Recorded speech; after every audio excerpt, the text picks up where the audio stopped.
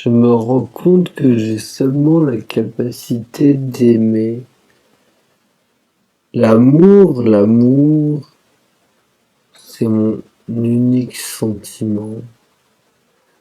Je parle de l'amour qu'une femme ressent pour un homme, mais c'est une capacité monstrueuse, aberrante. Les êtres que j'aime sont tellement petits, tellement pâles, tellement enfants.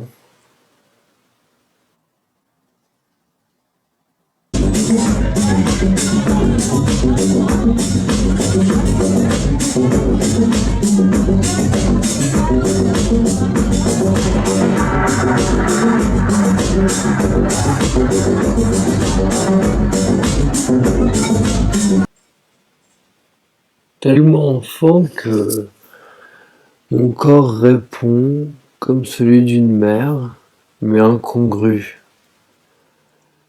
Je sécrète à toute heure un lait sulfureux qui ne nourrit pas. Tous mes sentiments passent par là, par cet amour. Mes sentiments ne passent pas par l'amour de l'humain, de l'humanité, des fleurs ou des montagnes.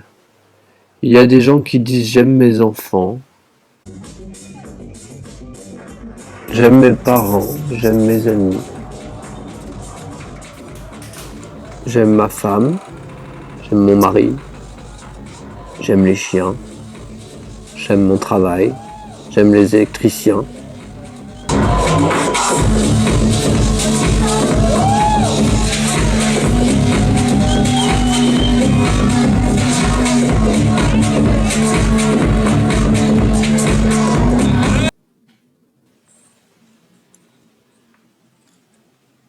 Idiote, ce n'est pas de l'amour. Aimer, c'est se sentir abandonné à chaque instant. Le reste, ce n'est pas de l'amour. Il y a des gens qui appellent amour tout et n'importe quoi.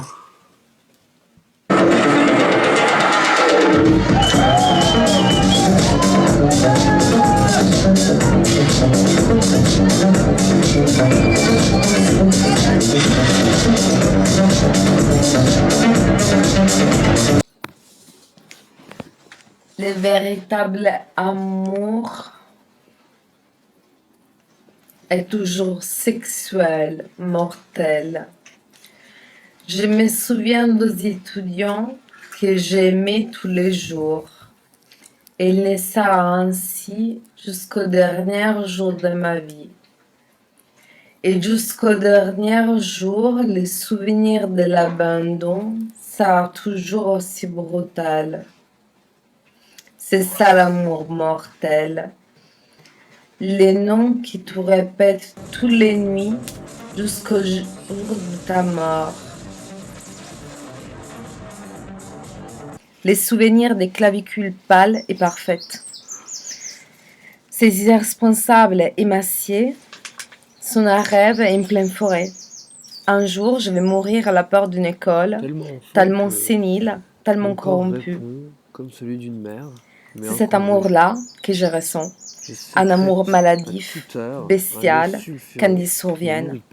Je souffre du même syndrome que certains chiens. Le syndrome de l'abandon.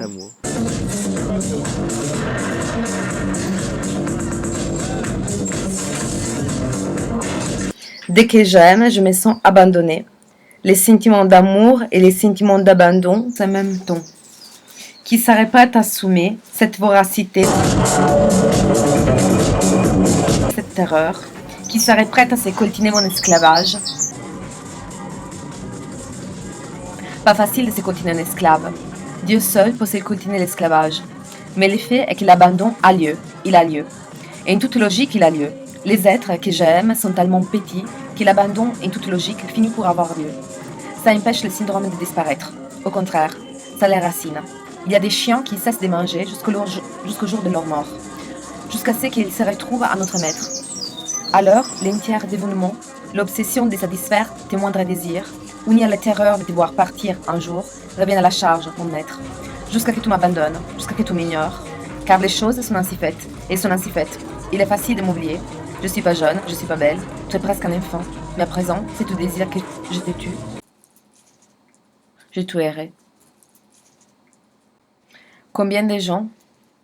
Je sais que je suis un monstre, je le sais. Que les personnes aient peur, tout va bien. Je le sais, je le sais. On aurait dû m'enfermer à la naissance. Mais je considère pas la souffrance comme une chose à éradiquer.